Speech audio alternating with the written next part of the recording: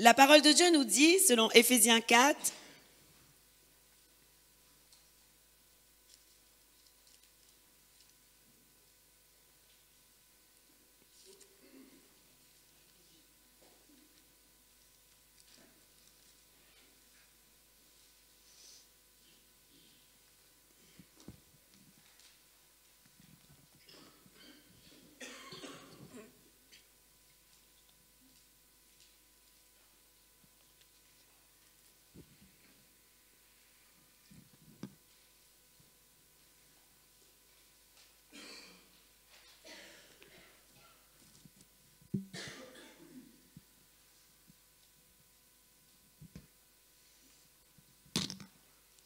le verset 11.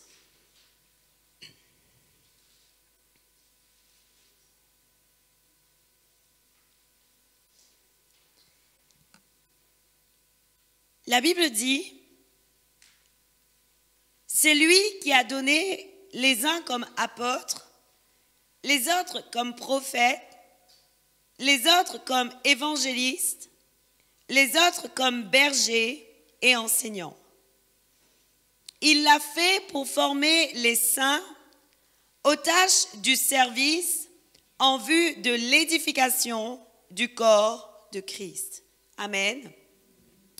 La parole de Dieu nous dit que dans l'ordre de Dieu, dans la constitution de Dieu, Dieu a fait des uns des apôtres, d'autres il a donné le ministère de prophète, à d'autres encore il donne des évangélistes, à d'autres il donne encore d'être enseignants et à d'autres encore il donne d'être bergers. Et la parole de Dieu nous dit que Dieu a donné ces ministères, donc ces 5 ministères dont la Bible dit que Dieu a donné ces ministères pour l'édification du corps du Christ. C'est-à-dire que le corps du Christ va grandir ensemble. Amen.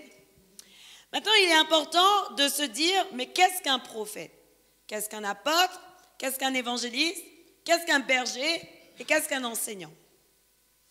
La parole de Dieu nous montre que l'apôtre est celui qui, c'est Éphésiens 4, le verset 11. La parole de Dieu nous dit que l'apôtre est celui qui va implanter l'Église. Et la fondation que l'apôtre va implanter, c'est uniquement la fondation basée sur Jésus-Christ. Vous savez, lorsqu'un apôtre vient pour implanter une église, vous savez qu'est-ce qu'il doit faire d'abord? Il doit déraciner les fausses doctrines. Il doit briser tous les jougs étrangers qui sont sur ta vie. Il doit te ramener dans la vérité. Il doit te montrer, selon la parole de Dieu, les fondements que Dieu a utilisés pour que tu puisses ensuite grandir en Jésus-Christ. Logiquement parlant, la parole de Dieu nous montre que l'apôtre est celui qui met à nu ce qui n'est pas correct dans ta vie, dans tes croyances, selon tes doctrines, selon tes obligations, selon ce que toi tu penses, pour pouvoir vraiment implanter l'Église sur la fondation en Jésus-Christ et la vérité en Jésus-Christ. Et l'apôtre, c'est son rôle. Le rôle de l'apôtre est d'implanter l'Église. Et nous voyons que Paul était un apôtre, que Pierre était un apôtre, et nous voyons que lorsque Pierre était apôtre et qu'il a implanté l'Église, il commençait vraiment à annoncer le Christ d'abord, à enseigner le Christ d'abord, et enseigner la puissance du Saint-Esprit après. Oui. Et nous voyons aussi que lorsque Paul venait pour implanter l'Église, lui aussi de même, ce qu'il faisait, c'est qu'il enlevait d'abord les fausses doctrines. Ça nous montre un exemple du moment où Paul parlait aux Athéniens qui croyaient en d'autres dieux, qui adoraient d'autres déesses. Et en réalité, Paul commençait d'abord à enseigner le vrai enseignement, à leur dire, mais voilà, ce que vous faites, ce n'est pas correct, ce n'est pas cohérent. Et réellement, Église, si un apôtre n'a pas bien implanté l'Église sur Jésus-Christ et sur la vraie doctrine de Jésus-Christ, désolé de vous dire, mais bien souvent, les fondations sont sur du sable mouvant. Voilà pourquoi il est important que l'apôtre puisse être celui qui te donne l'amour du vrai Jésus. L'apôtre doit être celui qui te montre la grandeur de Jésus-Christ et l'importance de Jésus-Christ d'abord. Et lorsque la fondation est solide, lorsque la fondation est bien implantée, tu vois toi-même qu'il commence à y avoir un changement dans ta vie.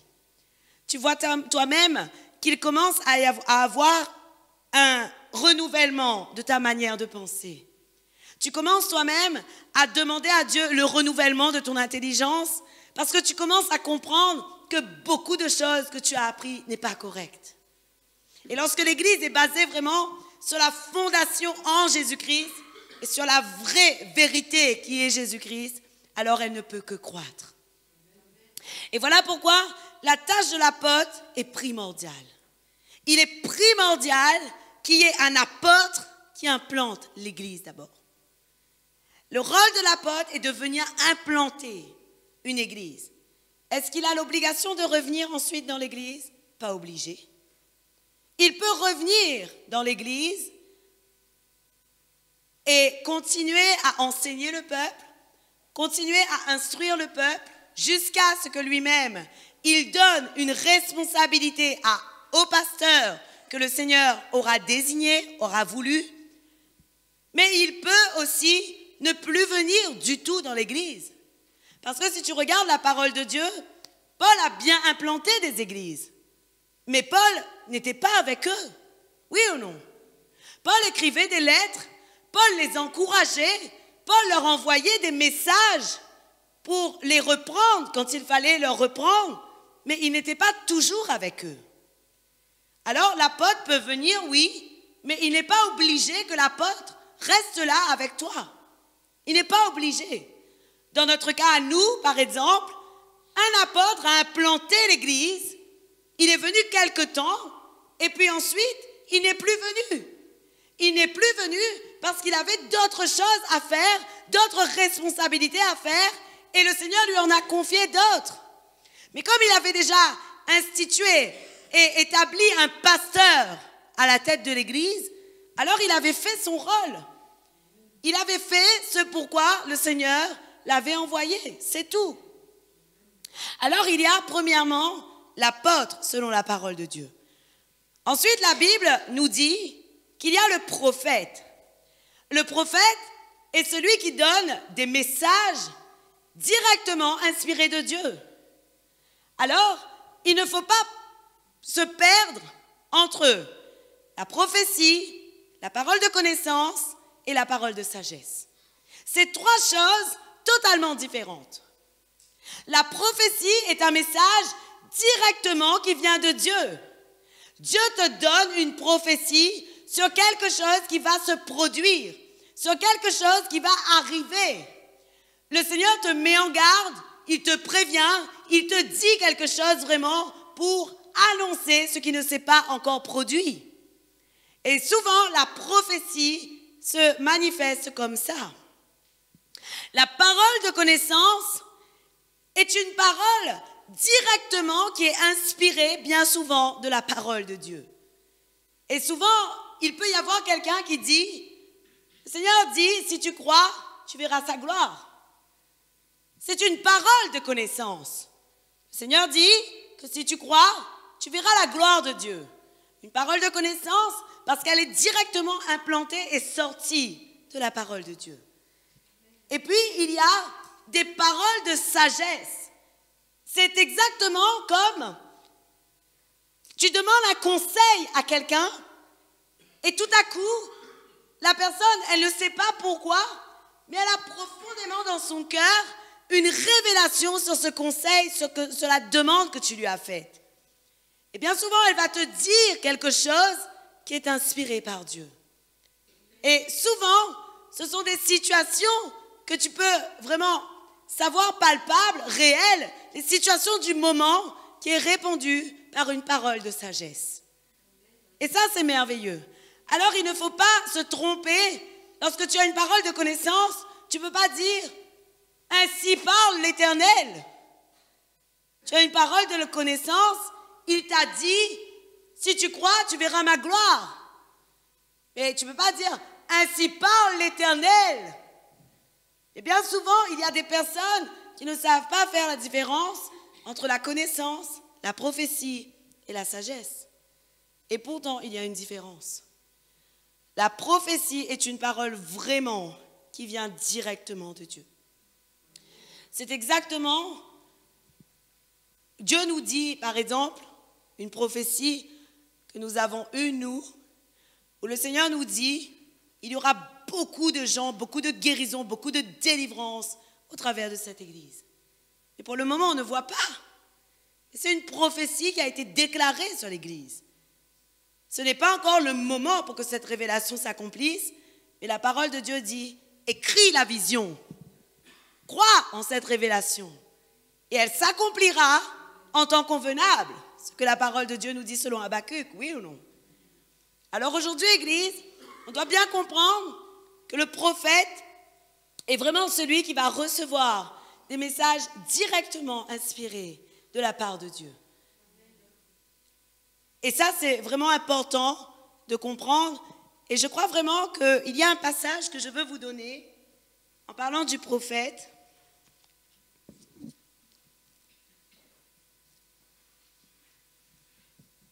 Selon 1 Corinthiens,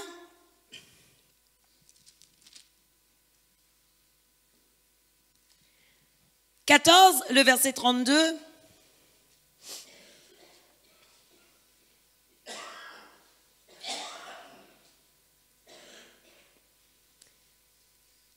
Tu as pris le verset, mon frère?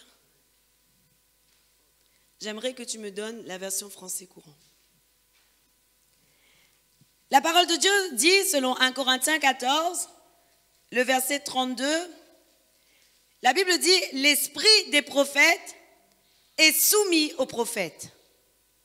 Car Dieu n'est pas un Dieu de désordre, mais de paix, comme dans toutes les églises des saints. » Dans la version français courant, la parole de Dieu nous dit « Ceux qui transmettent de tels messages doivent rester maîtres du don qui leur est accordé. » Amen. La parole de Dieu nous dit que celui qui transmet des messages de prophétie doit rester maître du don que Dieu lui a accordé. Veut dire en réalité, Église, si tu regardes bien ce verset, noir sur blanc, la Bible dit que nous avons la capacité de maîtriser le don de prophétie. Oui ou non? Puisque la parole de Dieu dit, celui qui transmet des messages et de tels messages doit être maître de son don, car Dieu est un Dieu de paix, Église.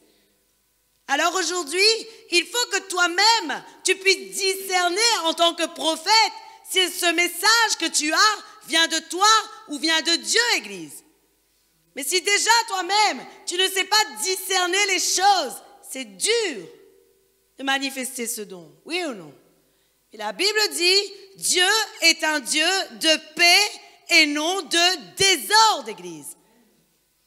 Alors il est temps vraiment qu'on puisse demander à Dieu, Seigneur, apprends-moi à utiliser le don que tu mets en moi. Il ne s'agit pas d'avoir la révélation si je suis apôtre. Il ne s'agit pas d'avoir la révélation si je suis prophète. Il ne s'agit pas d'avoir la révélation si je suis évangéliste, enseignant ou pasteur. Mais il s'agit de bien savoir être le serviteur que Dieu veut, Église. Et aujourd'hui, tu dois comprendre que si le Seigneur te donne un des ministères dont c'est qu'il y a une importance capitale pour faire grandir l'œuvre de Dieu. Alors aujourd'hui, vraiment, je veux t'encourager, si tu aspires à être prophète, il n'y a pas de souci. Mais vous savez, bien souvent dans les églises, il y a plus de gens qui veulent être de prophètes plutôt que des prophètes. Je répète, il y a plus de gens qui veulent être des prophètes plutôt que des prophètes. Le désir de ton cœur, et la plupart du temps, ton désir c'est « je veux être prophète ». Et bien souvent, ce n'est pas l'appel que Dieu a sur ta vie. Et vous pouvez dire vraiment la vérité. Beaucoup de personnes, quand ils parlent et quand ils pensent au ministère, donc, ils pensent à quoi d'abord? La prophétie.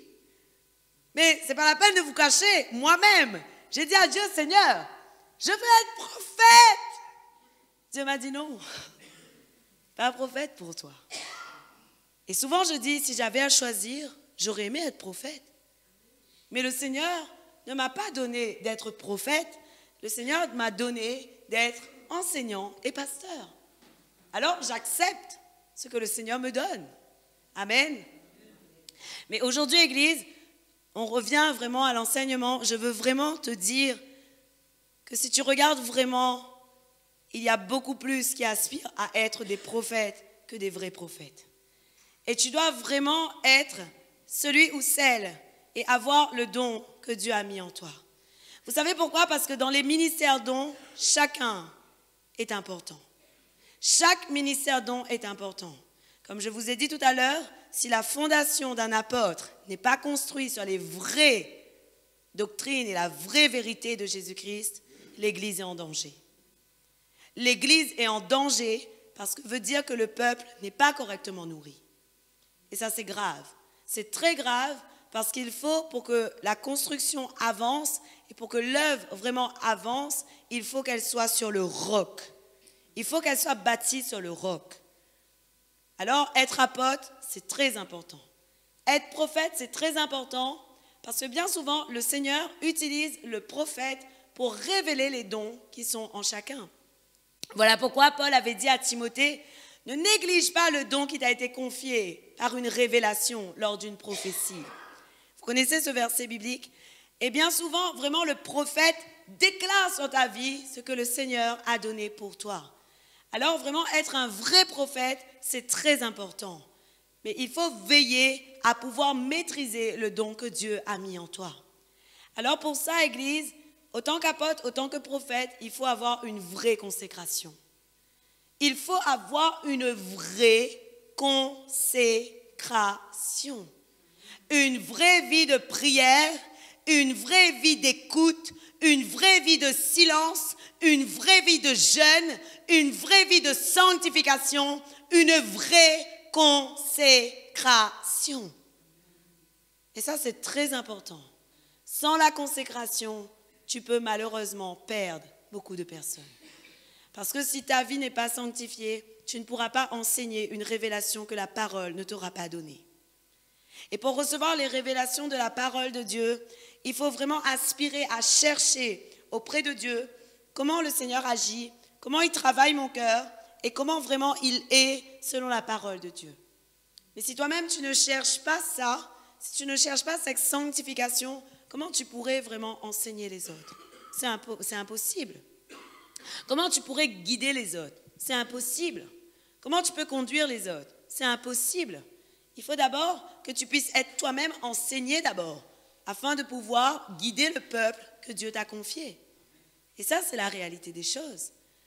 La Bible nous dit ensuite qu'il y a des évangélistes, pour revenir selon Éphésiens 4, Église.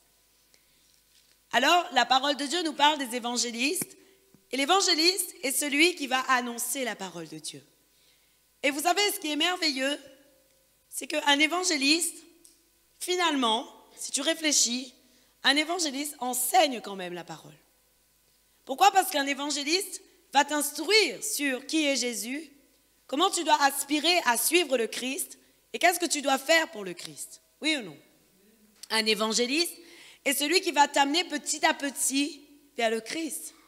Et le travail de l'évangéliste est très important.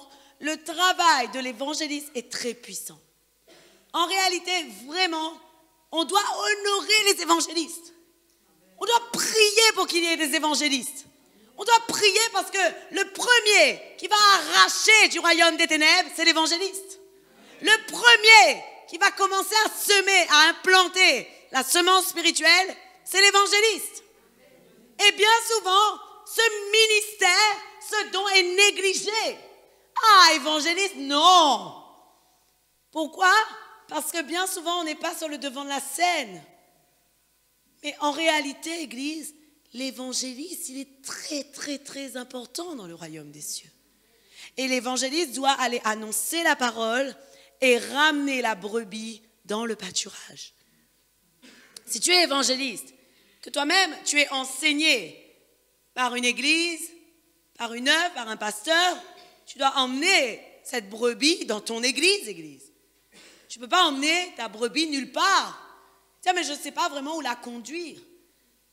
Voilà pourquoi vraiment c'est important de respecter l'ordre de Dieu.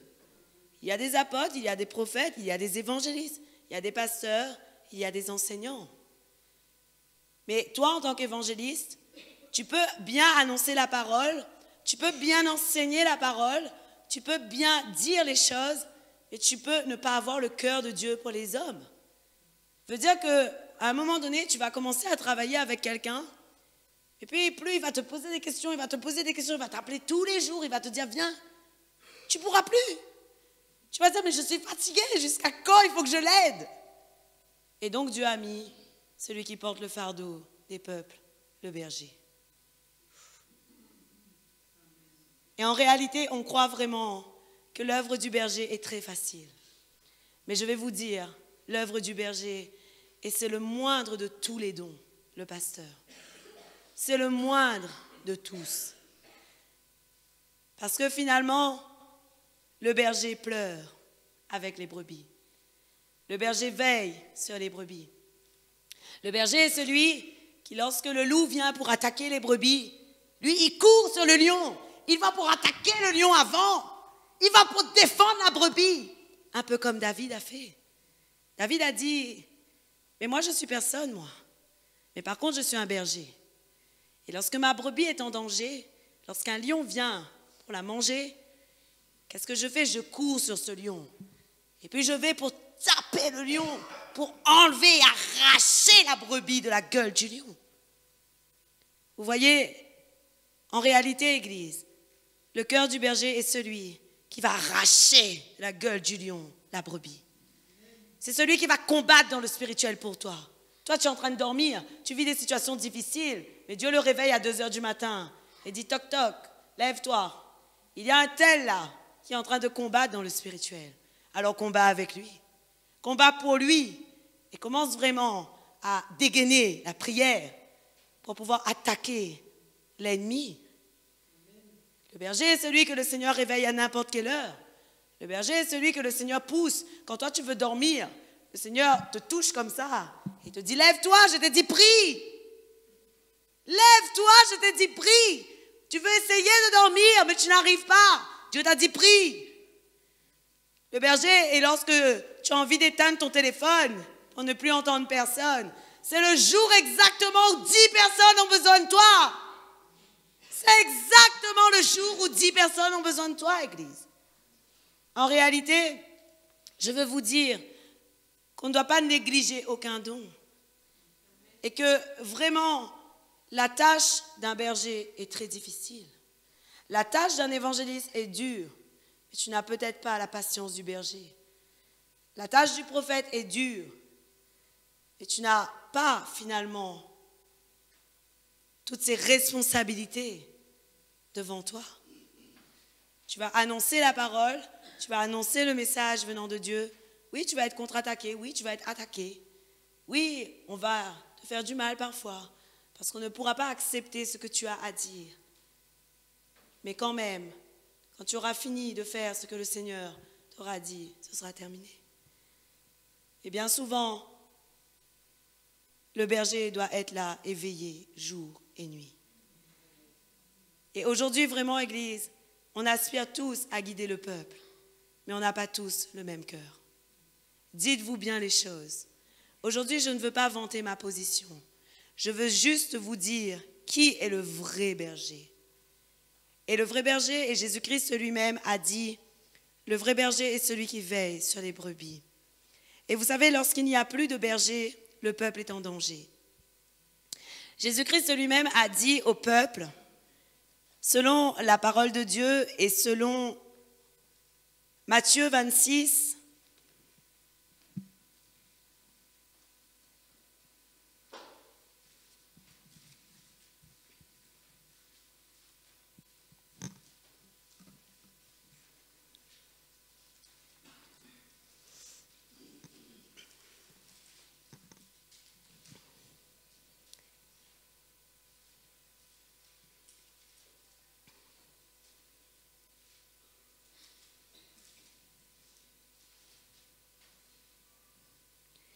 Matthieu 26, le verset 31.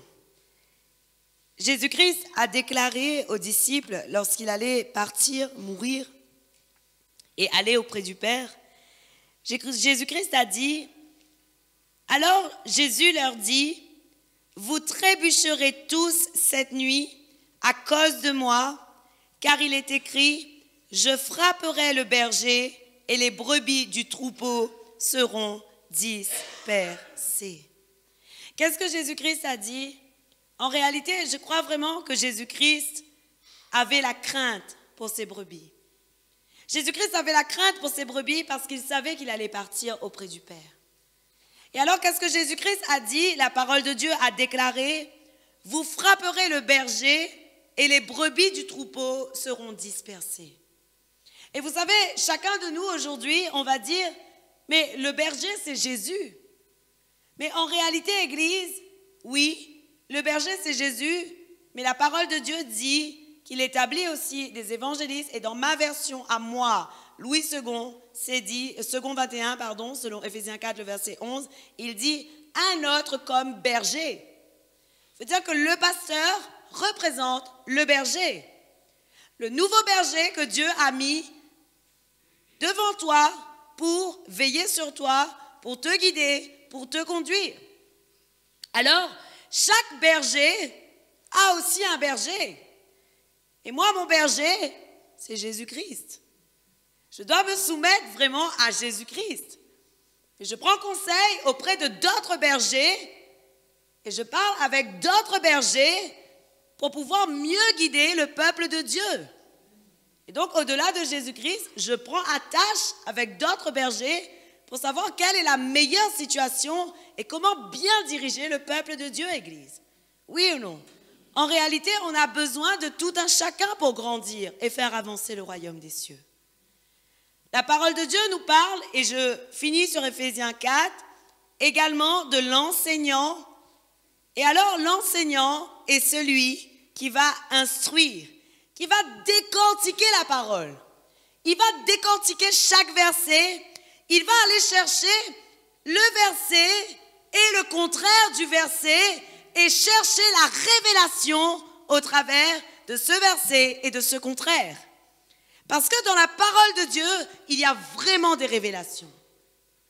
Et la Bible nous montre que parfois, on lit un verset et tout à coup, on trouve le contraire de ce qu'on vient de lire. Et des fois, on ne comprend pas. On n'a pas la révélation.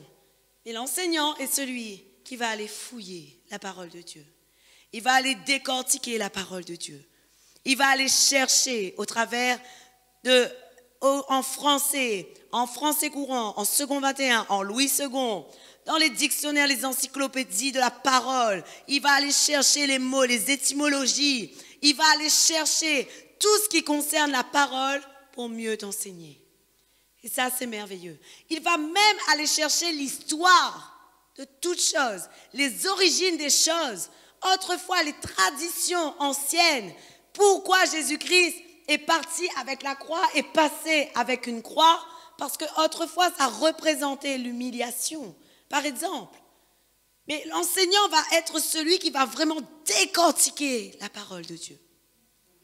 Et comme je vous avais dit la dernière fois, il est possible qu'on ait plusieurs ministères. Comme moi, au début, avant de me déclarer pasteur, Jésus-Christ m'avait vraiment séduit. Comme dit Jérémie, Jérémie lui-même a dit, « Ah Seigneur, tu m'as si bien séduit. » Oui ou non? Et au début, Jésus-Christ avait dit, le Seigneur avait dit, « Tu es enseignant. » Oh, j'ai dit, « Enseignant, bien. » Ça veut dire qu'il y aura un autre berger, un pasteur. Mais au final, c'était pour pas trop me brusquer, pour me dire, tu es enseignant, mais en réalité, tu es aussi pasteur. Et au début, je vous assure que lorsque Dieu m'a dit que c'était moi, je lui ai dit, Seigneur, non, certainement pas moi, tu t'es trompé de personne. Et vraiment comme tous ceux qui ne s'attendaient pas à ce ministère-là, comme tous ceux qui s'attendaient à être plutôt prophètes, et malheureusement, Dieu a choisi différemment.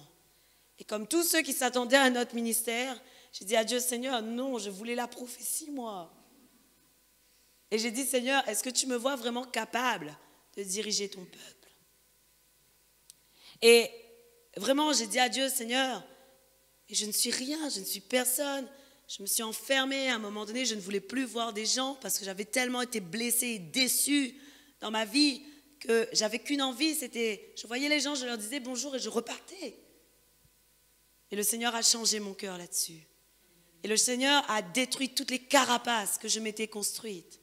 Le Seigneur a détruit toutes les blessures qui étaient en moi par rapport aux autres. Et le Seigneur m'a dit, ouvre encore le grand cœur que je t'ai donné.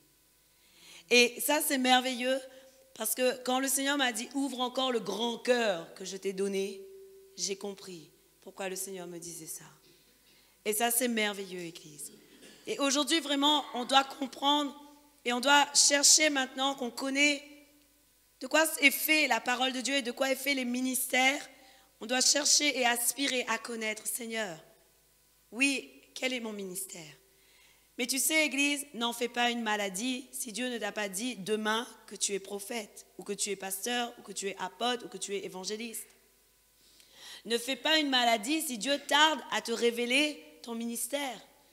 Vous savez, moi, je connais des personnes qui ont cherché leur ministère, ils ont cherché, ils ont cherché, ils ont cherché, ils ont tellement cherché que lorsque le Seigneur leur disait « Patiente, avant que je te donne ton ministère, il y a des choses à changer en toi », ils se sont offusqués, ils sont partis et ils ont eu des faux ministères déclarés sur leur vie.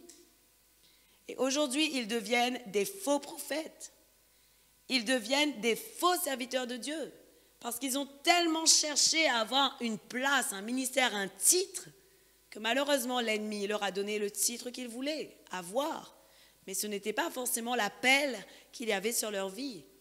Alors aujourd'hui, Église, vraiment ne t'offusque pas parce que Dieu ne t'a pas encore révélé qui tu es.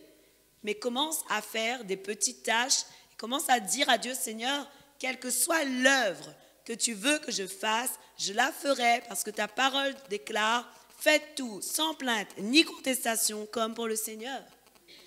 Et aujourd'hui, vraiment, Église, je veux t'encourager à faire tout sans plainte ni contestation comme pour le Seigneur. Quelle que soit l'œuvre que tu dois faire, quel que soit le départ que tu dois avoir, la parole de Dieu a déclaré, ne négligez pas les petits commencements. Ne néglige aucun petit commencement. Et si tu regardes la parole de Dieu, Moïse était déclaré comme celui qui allait faire sortir le peuple de Dieu. Mais ce n'est que 40 ans après la déclaration dans son cœur, ce n'est que 40 ans après, c'est-à-dire quand Moïse avait 80 ans, qu'il a été vraiment établi comme celui qui allait sortir le peuple d'Égypte, Église. Et qu'est-ce que Dieu a dit à Moïse à ce moment-là? Dieu a dit à Moïse, selon Exode 3, le verset 10, Dieu dit à Moïse, maintenant vas-y, je t'enverrai vers le Pharaon et tu feras sortir d'Égypte mon peuple, les Israélites. Amen. Alors, Dieu avait établi donc un berger. Et aujourd'hui, Église, spécifiquement, je veux vous parler de l'importance d'avoir le berger au travers de tous ces ministères dont, afin que vous puissiez comprendre vraiment que Dieu a fait un ordre dans l'Église. Et l'ordre de Dieu n'est pas comme on veut. Dieu a fait un ordre dans l'Église et on doit le respecter. Et aujourd'hui, vraiment, la parole de Dieu nous dit, et si tu regardes Nombre 11,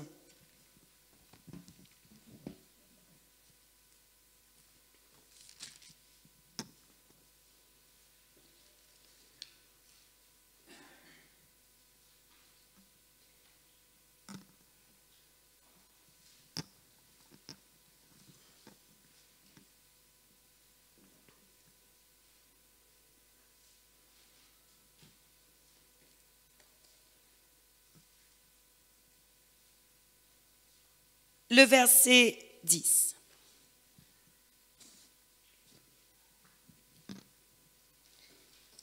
Je veux te montrer le cœur que Moïse avait.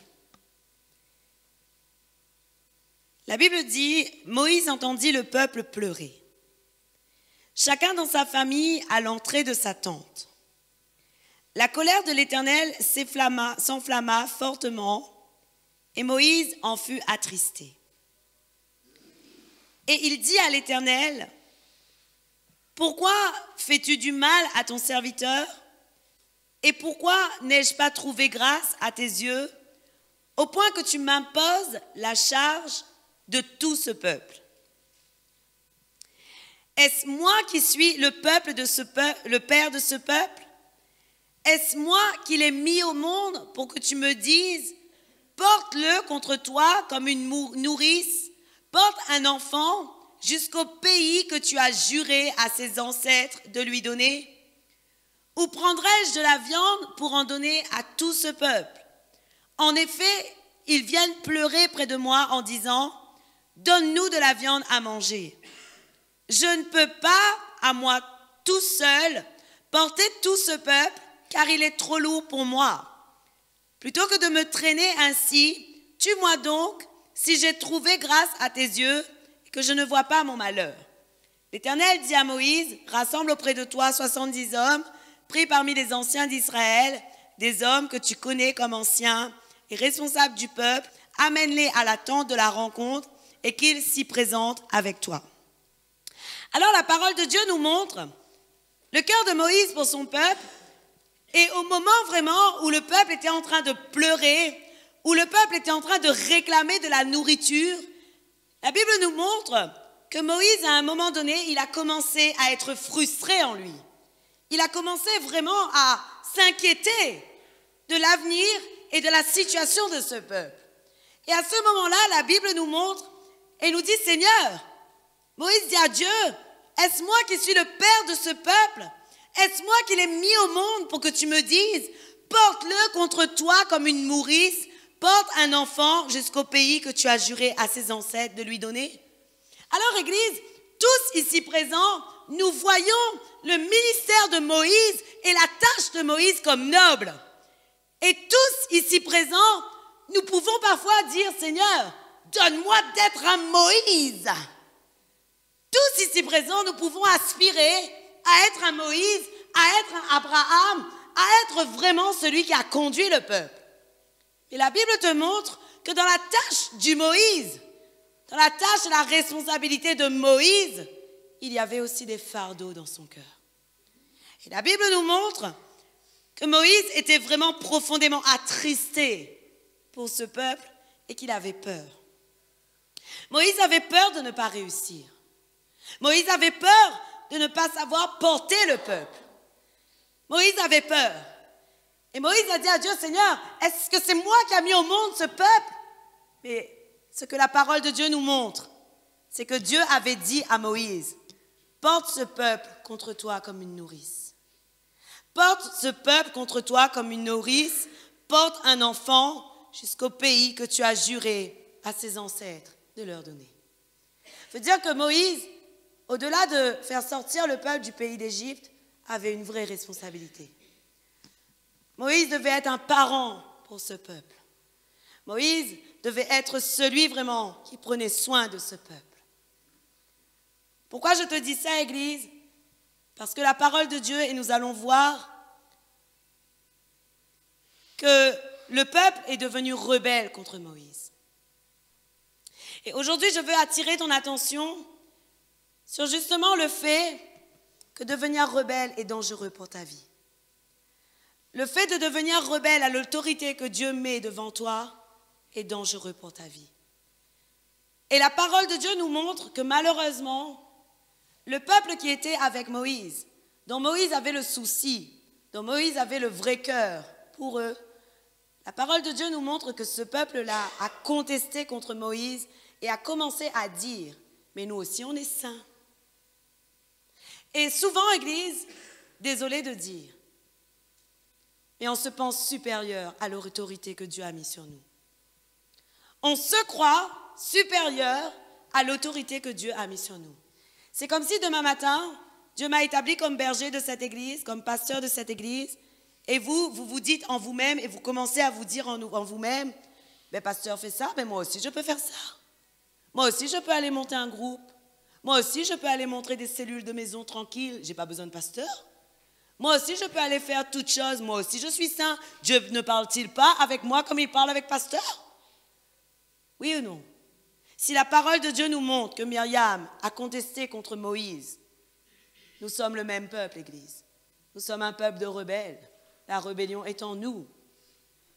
Et la Bible nous montre que dans 1 Corinthiens 10, Paul dit « Ne soyons pas comme les fils de Corée ».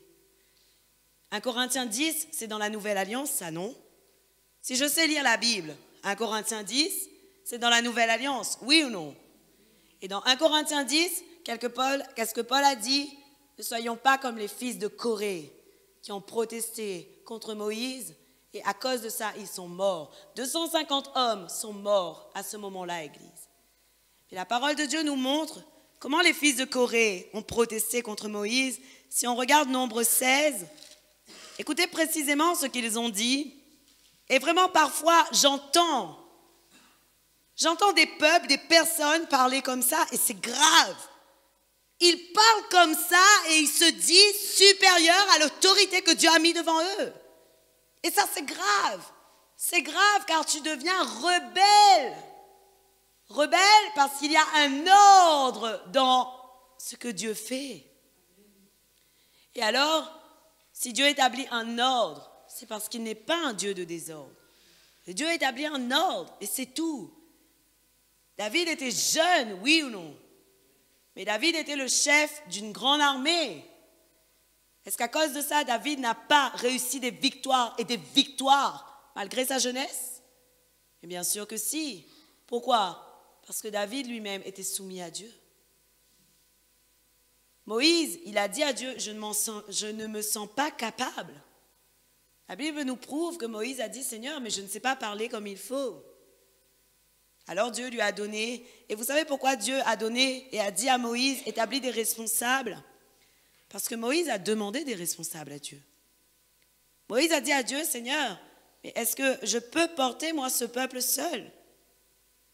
Alors Dieu a dit, très bien, puisque tu ne peux pas porter ce peuple seul, toi-même prends 70 hommes. Et pas n'importe quel homme, je vous avais déjà enseigné là-dessus, des hommes qui sont responsables, qui n'aiment pas les gains malhonnêtes, vous savez, et qui ont la crainte de Dieu. Le Seigneur cherche vraiment un peuple qui le craigne, un peuple qui n'aime pas les gains malhonnêtes et un peuple qui soit responsable. Vous savez, être responsable veut dire beaucoup de choses. Être responsable, c'est s'engager. Être responsable, c'est prendre la décision et assumer sa décision. Être responsable, c'est facile de prendre des décisions. Mais est-ce que tu es celui qui prend la décision et qui assume la décision, quelle que soit la conséquence? Il faut vraiment que le responsable soit celui qui prenne la décision, qui assume sa décision, qui avance avec sa décision, qui cherche à refaire et à changer des choses si sa décision n'était pas la bonne, mais quelqu'un de responsable et quelqu'un vraiment sur qui on peut compter du début jusqu'à la fin. Ce n'est pas celui où dès qu'il y a une petite difficulté, il abandonne. C'est celui qui tient du début jusqu'à la fin. Il n'est pas le premier qui va courir lorsqu'une bombe va exploser. Il est le dernier. Lui, le responsable, quand la bombe explose, il est là en train de prendre toutes les personnes et les amener dans les bunkers. Celui qui est responsable, vraiment, il va le faire. Celui qui n'est pas responsable, quand la bombe explose, tu le cherches, tu ne le trouves plus. Il n'est plus là. Le responsable n'est plus là, premier. Pourtant, j'étais responsable. Sur ma fiche de poste, c'était écrit responsable cadre. Mais le premier à partir, c'est lui. Et malheureusement, Église, il y a des personnes qui sont comme ça. Alors, pour revenir à Nombre 16, à partir du verset 1er, écoutez ce qui s'est passé. La Bible dit, Coré, fils de Jitséar et descendant de Kehat, le fils de Lévi, se révolta avec Dathan et Abiram, fils d'Éliab, et On, fils de Pélet, tous trois Rébunites. Ils se soulevèrent contre Moïse avec 250 Israélites, des princes de l'assemblée, de ceux que l'on convoquait à l'assemblée et qui étaient des hommes respectés. Ils se rassemblèrent contre Moïse et Aaron et leur dirent, « En voilà assez, en effet, tous les membres de l'assemblée sont saints et l'Éternel est au milieu d'eux. Pourquoi vous élevez-vous au-dessus de l'assemblée de l'Éternel? Église, je vous pose une question. Si vous regardez l'attitude de Moïse, est-ce que vous avez l'impression que Moïse se sentait supérieur aux autres? Mais non. Comment se fait-il qu'à ce moment-là, dans ce verset précisément, les fils de Corée disent à Moïse et à Aaron, « Pourquoi vous élevez-vous au-dessus de l'assemblée de l'Éternel » En gros, ils sont en train de dire, « Mais pour qui vous vous prenez? Est-ce que vous êtes supérieur à nous ?» En gros, je ramène dans notre contexte et dans notre manière de parler courante. Notre manière de parler courante, ce serait, « Mais pour qui tu te prends? Je te prends pour supérieur à moi? Tu me donnes des conseils, tu me dis quoi faire, tu me dis quoi ne pas faire.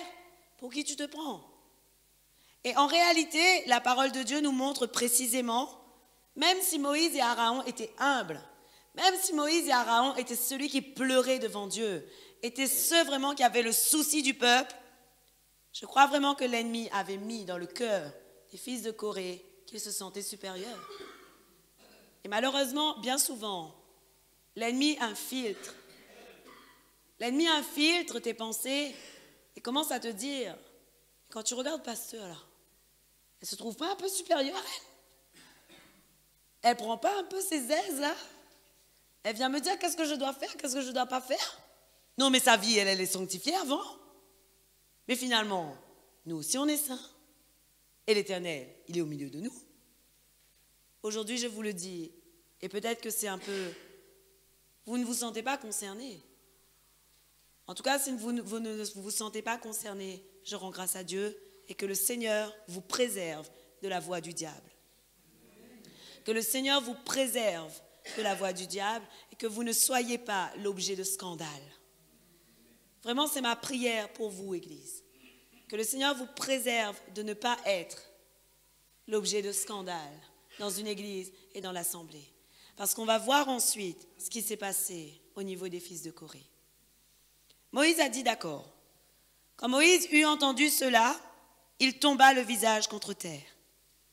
Il dit à Corée et à toute sa bande, « Demain matin, l'Éternel fera connaître qui lui appartient et qui est saint. Et il le fera approcher de lui. Il fera approcher de lui celui qu'il choisira. Faites ceci. Prenez des brûle-parfums, Corée et toute sa bande. Demain, mettez-y du feu et déposez-y du parfum devant l'Éternel. Celui que l'Éternel choisira, c'est celui qui est saint. En voilà assez, descendants de Lévi. Moïse dit à Corée, « Écoutez donc, descendants de Lévi, cela ne vous suffit-il pas que le Dieu d'Israël vous ait choisi dans l'assemblée d'Israël pour vous faire approcher de lui, afin que vous soyez employés au service du tabernacle de l'Éternel et que vous vous présentiez devant l'assemblée pour le servir? » En gros, la parole de Dieu nous montre que les fils de Corée étaient des serviteurs déjà pour l'Éternel, oui ou non? Ils étaient serviteurs pour l'Éternel. Et Moïse, en gros, a dit, ça ne vous suffit pas de servir Dieu? Ça montre quoi? Des pensées orgueilleuses, Église. Ça montre quoi? Des pensées d'orgueil. Alors la Bible nous dit, j'essaye de faire vite vraiment pour qu'on puisse passer un temps dans la louange, mais il y a tellement de choses à dire dans la parole. Et la Bible nous dit,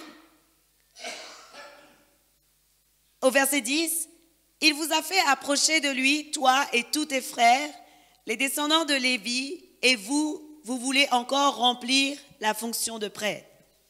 C'est à cause de cela que toi et toute ta bande, vous vous liguez contre l'Éternel. En effet, qui est Aaron pour que vous murmuriez contre lui? » Moïse fit appeler Dathan et Abiram, fils d'Éliab, mais ils dirent, « Nous ne monterons pas. Cela ne suffit-il pas que tu nous aies fait sortir d'un pays où coule le lait et le miel pour nous faire mourir au désert? Faut-il encore que tu domines sur nous? Ce n'est pas dans un pays où coule le lait et le miel que tu nous as conduits. Ce ne sont pas des champs et des vignes que tu nous as donnés en possession. Penses-tu pouvoir rendre ces gens aveugles nous ne viendrons pas. Moïse fut très irrité et dit à l'Éternel, ne prêtez pas attention à leurs offrandes, je ne leur ai pas même pris un âne et je n'ai fait de mal à aucun d'eux. Moïse dit à Corée, toi et toute ta bande, tenez-vous demain devant l'Éternel, toi et eux ainsi qu'Aaron. Prenez chacun vos brûle-parfums, mettez-y du parfum et présentez chacun votre brûle-parfum devant l'Éternel.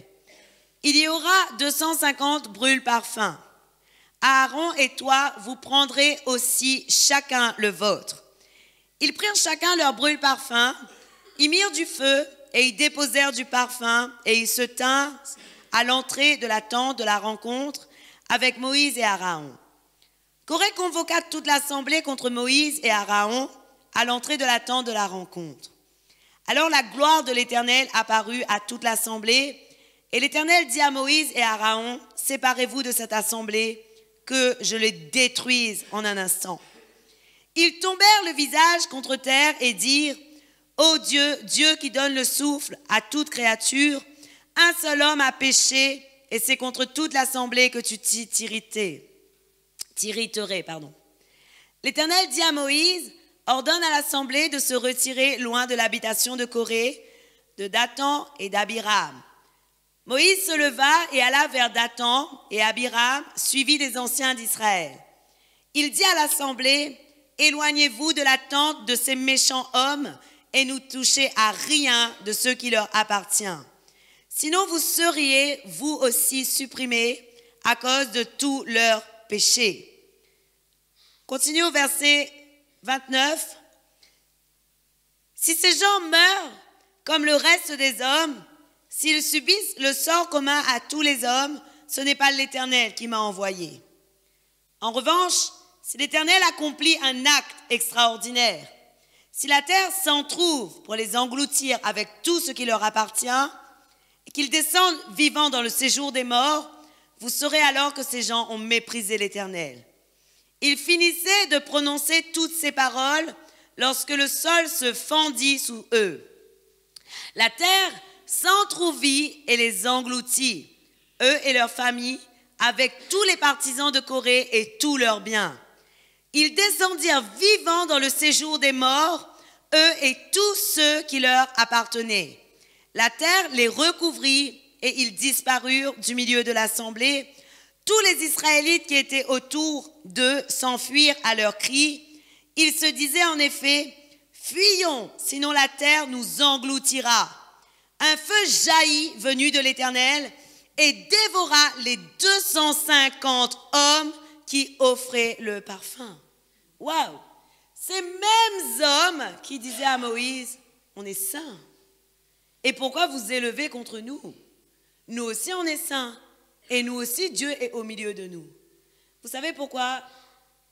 Parce qu'ils n'ont pas respecté l'ordre de Dieu. Ils n'ont pas respecté l'ordre de Dieu et ils avaient des pensées orgueilleuses. Ils avaient des pensées qui se dressaient contre le serviteur que Dieu avait établi devant eux.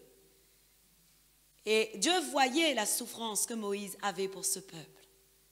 Et la Bible nous dit que Dieu est un Dieu juste. Dieu est un Dieu bon. Alors aujourd'hui, Église, vraiment que le Seigneur nous épargne de toutes les contestations qui ne viennent pas de lui. Oui ou non? La parole de Dieu nous dit ensuite, et je ne vais pas vous lire, mais je vais juste vous expliquer.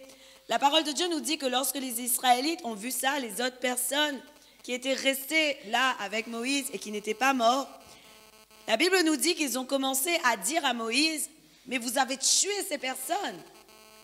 Et vous savez ce qui s'est passé?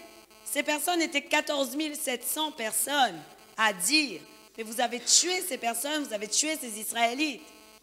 Et la parole de Dieu nous montre que les 14 700 personnes qui avaient dit, et c'est vous qui avez tué les 250 qui étaient avec Corée, les 14 700 moururent d'un fléau, en plus de celles qui étaient mortes à cause de Corée. Aaron retourna auprès de Moïse et à l'entrée de la tente de la rencontre, et le fléau était arrêté. Les 14 700 personnes qui ont commencé à dire à Moïse que c'est vous qui avez tué les fils de Corée sont morts. Les 14 700. Alors aujourd'hui, Église, La parole de Dieu nous dit, et si on repart maintenant dans 1 Corinthiens 10, que je vous avais dit,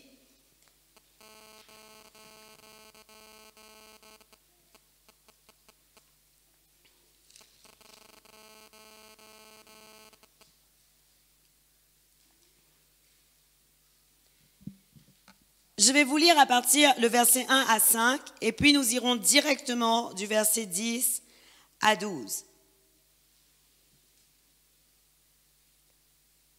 La Bible dit, « Frères et sœurs, je ne veux pas vous laisser ignorer que nos ancêtres ont tous été sous la nuée et qu'ils ont tous passé à travers la mer.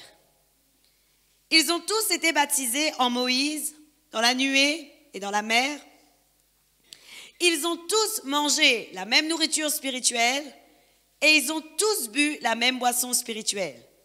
En effet, ils buvaient à un rocher spirituel qui les accompagnait et ce rocher était Christ.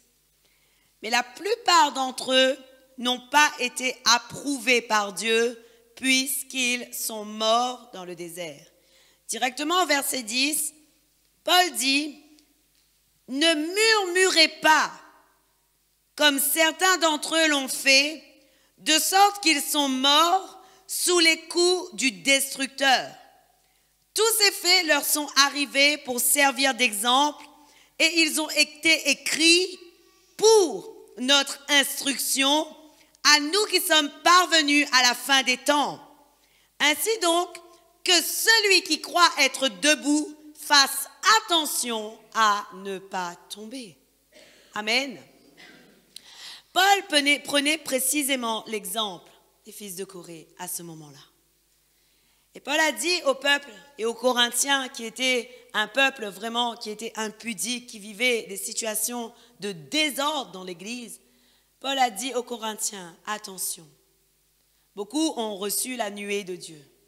Beaucoup sont passés, ils ont été baptisés en Moïse. Ils ont vu la gloire de Dieu. Mais la parole de Dieu te montre que beaucoup sont morts dans le désert. Et alors Paul dit précisément dans cette nouvelle alliance, ne murmurez pas comme certains l'ont fait.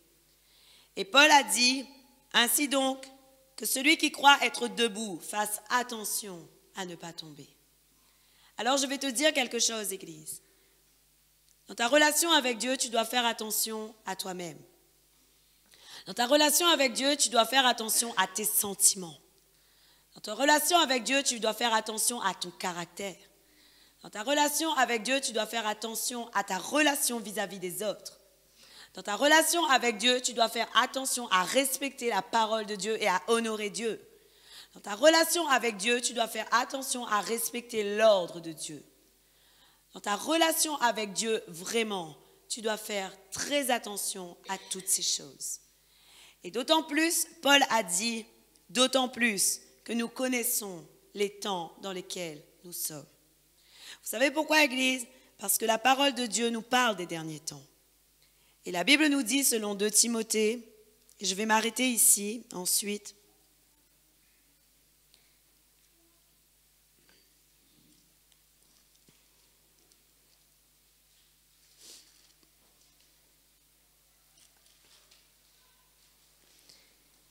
La Bible nous dit, selon 2 Timothée 3, le verset 1 à 5, écoutez bien ce verset, entendez-le bien, afin qu'on puisse vraiment discerner, est-ce qu'en moi, il y a encore ces sentiments. La Bible dit, sache que dans les derniers jours, il y aura des temps difficiles, car les hommes seront égoïstes, amis de l'argent, vantards, orgueilleux, blasphémateurs, rebelles à leurs parents, ingrats, impies, insensibles, implacables, calomniateurs, violents, cruels, ennemis du bien, traîtres, emportés, aveuglés par l'orgueil, amis du plaisir plutôt que Dieu. Ils auront l'apparence de la piété, mais renieront ceux qui en font la force. Éloigne-toi de ces gens-là. Église, la parole de Dieu nous parle. Effectivement, la Bible peut nous parler des non-chrétiens et des personnes qui ne connaissent pas le Christ. Et je peux vous dire que même dans ceux qui se proclament chrétiens, il y a des personnes orgueilleuses, il y a des personnes calomniateurs, il y a des personnes qui sont amies de l'argent, il y a des personnes qui sont vantardes, il y a des personnes qui sont insensibles, il y a des personnes qui sont implacables, il y a des personnes qui sont violentes, il y a des personnes qui sont cruelles, il y a des personnes qui sont ennemies du bien, il y a des personnes qui sont traîtres. Église, désolé de vous dire, mais dans les églises, il y a des traîtres, dans les églises, il y a des faux frères, dans les églises, il y a toutes ces choses qui existent. Et ça, c'est grave. C'est très grave parce que la Bible nous montre que nous sommes réellement dans les derniers temps. Et aujourd'hui, on doit vraiment commencer à demander à Dieu et à dire à Dieu, Seigneur, ta parole déclare il y aura beaucoup de scandales, mais malheur par qui? Puis-je être l'objet d'un scandale? Puis-je être celui qui peut être utilisé par l'ennemi pour être un scandale au travers de l'ordre que toi-même tu as établi? Désolé de dire, Église, mais lorsque toi tu vois qu'il y a quelque chose et que tu veux te retirer parce que tu ne te sens pas bien, comme je vous ai déjà dit, ne commencez pas à faire des murmures. Ne commencez pas à calomnier. Ne commencez pas à dire toutes sortes de choses qui sont néfastes. Mais commencez vraiment à être sincère, à être en vérité, à être quelqu'un qui est capable de parler de tout. Vous savez ce qui détruit aujourd'hui beaucoup de choses? Le manque de communication, le manque de parler en vérité. Et malheureusement, aujourd'hui, tu ne parles plus en vérité, tu caches.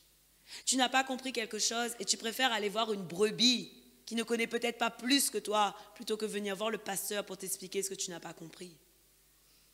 Tu n'as pas compris quelque chose et tu préfères murmurer avec des gens qui sont en dehors de l'église, au lieu de venir voir et venir expliquer. Mais pourquoi ça se passe comme ça? Et je n'ai pas compris, et peut-être que tu peux m'expliquer, et peut-être que tu peux m'expliquer le sens. Mais je vais vous dire quelque chose. Parfois, le Seigneur prend des décisions et il ne nous explique pas toutes ces décisions. Mais le Seigneur prend des décisions qu'on doit honorer, qu'on doit respecter et qu'on doit suivre. Oui ou non? Le Seigneur ne nous révèle pas tout. Et aujourd'hui, tu dois commencer à comprendre et à te poser la bonne question. Suis-je un homme? Décrit dans 2 Timothée 3, du verset 1 au verset 5. Parce que malheureusement, on risque, et je vous avais dit ce verset plus tôt, et la parole de Dieu nous dit dans 2 Thessaloniciens, pardon.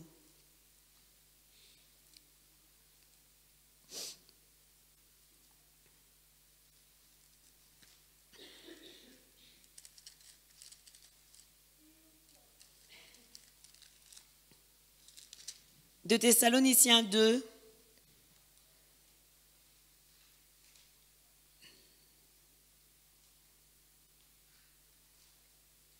ce verset est très important. Ces versets sont importants.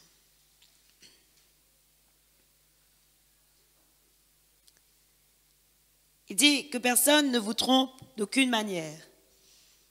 En effet, il faut que l'apostasie arrive d'abord et qu'apparaisse l'homme de péché, le fils de la perdition. L'adversaire qui s'élève contre tout ce qu'on appelle Dieu et qu'on adore, il va jusqu'à s'asseoir comme Dieu dans le temple de Dieu en se proclamant lui-même Dieu. Ne vous rappelez-vous pas que je vous disais cela lorsque j'étais encore chez vous? Et maintenant, vous savez ce qui le retient, afin qu'il n'apparaisse que lorsque le moment sera venu pour lui. En effet, le mystère de l'impiété agit déjà. Il faut seulement que celui qui le retient encore ait disparu. Alors apparaîtra l'impie que le Seigneur détruira par le souffle de sa bouche et qu'il anéantira par la manifestation de son retour. La venue de cet impie se fera par la puissance de Satan, avec toutes sortes de miracles, de signes, de prodiges mensongers, et avec toutes les séductions de l'injustice pour ceux qui périssent parce qu'ils n'ont pas accueilli l'amour de la vérité pour être sauvés. C'est pourquoi Dieu leur envoie une puissance d'égarement pour qu'ils croient aux mensonges, afin que tous ceux qui n'ont pas cru à la vérité, mais ont pris plaisir à l'injustice, soient condamnés. C'est grave, Église. La parole de Dieu nous parle du dernier temps. La parole de Dieu nous dit que ceux qui n'ont pas voulu croire en la vérité, désolé de dire, mais il va être égaré à tout jamais. Alors aujourd'hui, Église, il est temps vraiment, puisque nous savons que nous sommes dans les derniers temps. Vous n'avez pas besoin d'avoir un dessin spécifique. Vous voyez, vous, qu'on est dans les derniers temps, oui ou non? Vous savez discerner par rapport à la parole de Dieu que les enfants sont de plus en plus rebelles à leurs parents. Vous savez discerner par rapport à la parole de Dieu qu'il y a toutes sortes de guerres qui commencent à se déclarer. Vous allez voir vous-même qu'il y a des gens qui vont construire la Jérusalem, là-bas, la capitale proclamée Jérusalem, alors qu'ils ne comprennent pas que la Jérusalem que la Bible parle est la Jérusalem céleste. Vous allez voir vous-même qu'il y a toutes sortes de choses et toutes sortes de signes qui nous prouvent que nous sommes dans les derniers temps. Mais aujourd'hui, je veux vous dire, Église, ne faites pas partie du peuple de rebelles. Parce que si on fait partie de rebelles, malheureusement, on va être celui qui va être sûr et qui va vivre cet esprit d'égarement qui ne permet plus jamais de croire en la vérité. Voilà pourquoi aujourd'hui, je veux vous dire qu'il est primordial d'être obéissant. Il est primordial de respecter l'ordre de Dieu. Il est primordial de respecter l'action de Dieu et comment il fait les choses. Ne soyez pas rebelles. Dès lors qu'il n'y a plus de berger, les brebis sont livrées à elles-mêmes et les brebis peuvent suivre n'importe qui. Aujourd'hui, Église, sachez-le bien, si le Seigneur a mis un berger, c'est parce qu'il connaît le cœur qu'il faut pour être un berger. Et aujourd'hui, je ne parle pas que pour moi, mais même si tu appartiens à une autre église, peut-être aujourd'hui, sache-le, dans cette église dans laquelle tu appartiens, ne sois pas rebelle. Si tu vois vraiment qu'il y a quelque chose qui ne va plus et qui ne sont plus corrects par rapport à toi, à tes valeurs, à tes principes, à ce que tu connais de la parole de Dieu, alors sors. Sors. De toute façon, à quoi te servira-t-il de protester contre celui que le Seigneur a établi? Rien. Mais aujourd'hui, discerne bien. Discerne bien le vrai berger du faux berger. Discerne bien celui qui veille vraiment sur la brebis. Discerne bien celui qui a souci de t'enseigner correctement la parole. Discerne bien les choses, Église, parce que viendra le moment où les hommes ne voudront plus entendre cette vérité. Et aujourd'hui, on doit prier. Et vous savez quelle est ma prière aujourd'hui? Je vais oser vous la révéler. Vous savez ce que je dis à Dieu? Je dis, Seigneur, mets à nu toutes les organisations qui ne viennent pas de toi. Montre à ton peuple, ouvre leurs yeux spirituels, ouvre leurs oreilles spirituelles, qu'ils voient vraiment que ce sont des faux serviteurs que le diable utilise. Je dis à Dieu, montre-leur. Si j'ose faire cette prière, est-ce que vous pensez parce que moi j'ai peur que je sois dévalé? Jamais. Je connais ma position, moi. Je connais ma position en Jésus-Christ. Mais je prie. Pourquoi? Parce que je veux que le peuple de Dieu, qui sont des victimes, soit sauvé. Le peuple de Dieu reste des victimes ensuite, Église. Alors aujourd'hui, je t'invite à prier pour que le Seigneur révèle vraiment, révèle les choses. La Bible dit que dans les derniers temps, la puissance de Satan même va se manifester. Il y aura des signes, il y aura des prodiges, mais les signes et les prodiges seront mensongers. Alors à toi de discerner. S'il y a le signe, le miracle, le prodige, mais ça t'emmène à la sanctification, à la repentance et à ton baptême, à ce que tu choisisses vraiment Jésus, alors tu es dans la vérité. Mais si toujours il y a les signes et les miracles, les prodiges, les grandes manifestations, mais toi tu restes rebelle, tu restes méchant, tu restes mauvais, dans ta tête il y a des mauvaises choses, dis-toi qu'il y a un problème. La parole de Dieu te sanctifie, Église. Amen. Et la réalité des choses, c'est ça. Alors aujourd'hui, soyons réellement des vrais serviteurs, des vrais servants de l'Éternel et respectons ce que le Seigneur veut faire avec nous. Amen. Gloire à Dieu. Amen. Ce soir, nous allons vraiment louer Dieu. Vous pouvez y aller, la louange.